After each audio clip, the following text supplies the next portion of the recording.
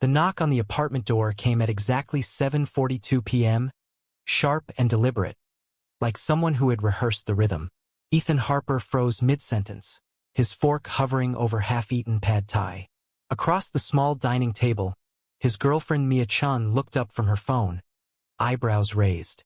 "That's probably Dad," she said, already pushing back her chair. "He said he might swing by after his meeting." Ethan's stomach did a slow, unpleasant flip. He had met Victor Chun only 3 times. Once at a tense family dinner in Queens, once at an awkward coffee catch-up, and once when Victor had dropped off groceries during a snowstorm. Each encounter had been polite, distant, carefully neutral. Victor was a retired engineer, 61, widowed for 8 years, the kind of man who measured words like he measured concrete. Precise, unyielding, no waste. Mia opened the door. Victor stood there in a navy wool coat, scarf still knotted, carrying a paper bag that smelled faintly of sesame oil. His eyes flicked past his daughter to Ethan, who had risen instinctively, wiping his hands on his jeans. "Evening," Victor said. His voice was low, calm. Too calm. "Hey, Dad." "Come in." Mia stepped aside. Victor entered, set the bag on the counter without removing his coat. He looked around the one-bedroom apartment.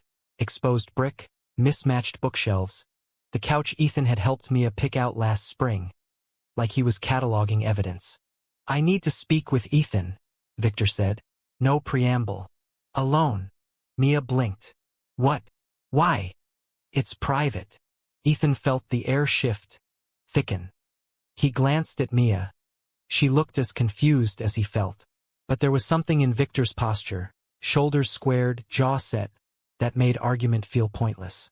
"It's okay," Ethan said quietly, though his pulse hammered in his ears. "We can talk in the bedroom." Victor nodded once. Mia hesitated, then muttered something about checking on the laundry downstairs and slipped out, closing the door behind her with a soft click. The bedroom was small, dominated by the bed they shared most nights. Ethan gestured toward the single chair by the window. Victor remained standing. "I'm going to be direct," Victor began. "I know about you." Ethan's mouth went dry. "Know what?" Victor's gaze didn't waver. "I know you're not straight. I've known for months." The words landed like stones in still water. Ethan opened his mouth, closed it. He had rehearsed coming out scenarios in his head 1,000 times. Parents, co-workers, strangers, but never this. Never his girlfriend's father, standing in the room where he and Mia slept tangled together. "How?" was all he managed. "Doesn't matter how. I saw messages on her phone once when she left it unlocked. Then I paid attention.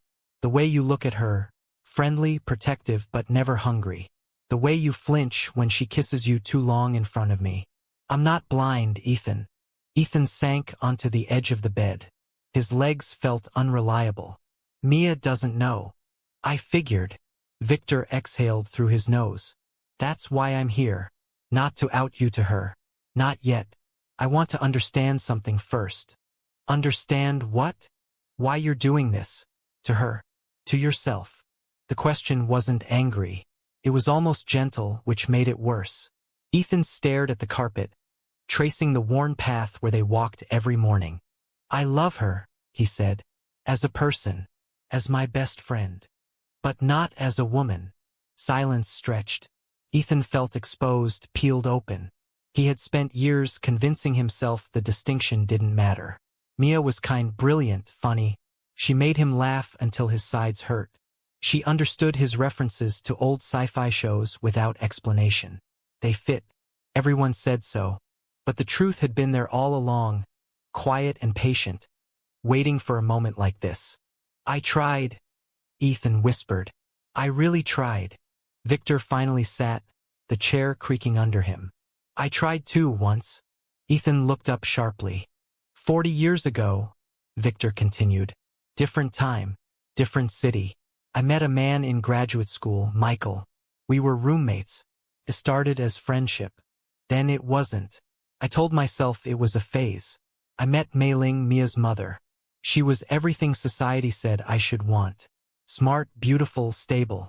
We married. We had Mia. And every day I told myself I had made the right choice. He paused, fingers laced tightly in his lap. Until Mei Ling got sick. Pancreatic cancer. 6 months from diagnosis to the end. In those last weeks, she looked at me one night and said, "Victor, I know you love me, but I also know there's a part of you I never reached." She wasn't angry. She was sad. For both of us. Ethan's throat closed. He had never heard Victor speak more than 5 sentences at a time. "I buried that part of myself with her," Victor said. "I thought it was gone. Then I saw you. And I saw myself at 25, pretending." The room felt smaller, the air heavier. Ethan rubbed his palms on his thighs. "What do you want me to do?" "I want you to stop lying. To everyone. Especially to my daughter. She'll hate me. She might not. But she deserves the truth. And you deserve to live without pretending." Victor stood. "I'm not going to force you tonight. But I'm not going to stay silent forever either. Think about what kind of man you want to be, Ethan. The kind who hides or the kind who faces it." He walked to the door, paused. "I brought dumplings. Heat them up. Mia likes them." Then he was gone. Ethan sat there for a long time, listening to the distant hum of the city outside. When Mia came back, cheeks flushed from the cold basement, she found him still on the bed, staring at nothing. "What did he say?" she asked. Ethan looked at her, really looked. The woman he had built a life with. The woman he loved, but not the way the world expected. He took a breath. "Mia," he said, "we need to talk." They didn't talk that night. Not really. Mia sat beside him on the couch, knees drawn up, while Ethan tried to find words that wouldn't shatter everything. He told her pieces, enough to make her frown, enough to make her hand tighten on his. But when he reached the part about Victor knowing, about the messages, about the years of quiet denial, she held up a palm. "Stop," she said. "Just stop for a second." He stopped. She stared at the wall. "My dad knew before I did." Ethan nodded. "That's messed up." "Yeah." They sat in silence until the dumplings grew cold on the counter. Eventually Mia stood, walked to the kitchen, and started reheating them anyway. Mechanical movements. Survival mode. "I need time," she said without turning around. "To think." Ethan packed a small bag that night and went to a friend's couch in Brooklyn. He didn't sleep. He stared at the ceiling and replayed every moment with Mia. The first date at the art gallery. The road trip to Maine. The night she cried in his arms after her promotion fell through. All real. All true. Just missing one piece. The next morning Victor texted him. "Coffee. 10 a.m. same place we met last time." Ethan almost didn't go. But curiosity or guilt won. The cafe on 23rd Street was quiet mid-morning. Victor was already there, black coffee steaming, newspaper folded neatly beside him. He looked older in daylight, lines deeper around his eyes. "You told her?" Victor asked as Ethan sat. "Some. Not everything." Victor nodded. "Good start." "I don't know if it's good. She's hurt. She'll survive hurt. Lies are harder to survive." Ethan wrapped his hands around his latte. "Why are you helping me?" Victor looked out the window at passing traffic. "Because someone should have helped me." He told Ethan more than things he had never told anyone. About Michael, who had moved to California after the wedding and never spoken to Victor again. About nights spent staring at wedding photos, wondering who the smiling groom really was. About raising Mia alone after Mei Ling died, terrified that any crack in his armor would expose the truth and cost him his daughter. "I stayed closed off," Victor said. "Safe. But safe isn't the same as alive." Ethan listened, chest tight. For the first time he saw Victor not as an obstacle, but as a mirror, cracked, weathered, but still reflecting something familiar. "I'm not asking you to leave her," Victor continued. "I'm asking you to let her go if you can't love her the way she deserves. And I'm asking you to stop hiding from yourself. Because hiding poisons everything it touches." Ethan left the cafe feeling lighter and heavier at once. He walked the streets of Manhattan for hours, past tourists and vendors and couples holding hands. He thought about what freedom might feel like. He thought about what loss might cost. That evening he texted Mia. "Can we meet? Park by the river. 7?" She replied almost immediately, "Yes." The Hudson River glittered under sodium lights as Ethan waited on a bench near the pier.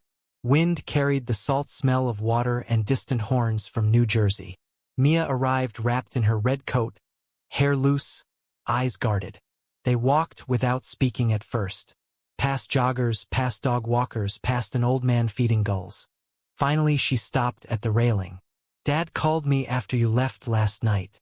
Ethan tensed. "What did he say?" "That he's known for a while. That he talked to you. That he thinks you're gay." The word hung between them, plain and unadorned. "Is he right?" Mia asked. Ethan looked at the dark water. "Yes." Mia exhaled, long and shaky. "How long have you known?" "Since high school. Maybe earlier. I just didn't want it to be true." She turned to face him. Tears shimmered but didn't fall. "And me? Was I just convenient?" "No." Ethan reached for her hand. She let him take it. "You were everything good. You still are. I thought if I loved you enough, the rest would disappear." It didn't. "No." They stood there while a barge slid past, lights reflecting like scattered coins. "I'm angry," Mia said quietly. "At you. At Dad for not telling me sooner. At myself for not seeing it." "I'm sorry," Ethan whispered. "Sorry doesn't fix 3 years." "I know." She pulled her hand away gently. "I need space. Real space. Not just a night on a friend's couch." "Okay. And I need you to figure out what you actually want. Not what's safe. Not what looks right on paper. What you want." Ethan nodded. He didn't trust his voice. Mia walked away first. She didn't look back. Weeks passed in fragments. Ethan moved into a studio in Astoria. Small, loud, affordable. He went to work at the marketing firm, came home, stared at walls. He started therapy, reluctantly at first, then hungrily. He read books he had avoided for years. He downloaded apps, deleted them, downloaded again. Victor called once. "How are you holding up?" "Badly." "Good. Means it's real." They met for lunch sometimes. Neutral territory, diners, parks. Victor shared stories of his own tentative steps. A support group in Midtown, a drink with an old colleague who had come out in his 50s. Small, careful openings. One afternoon Victor said, "I met someone."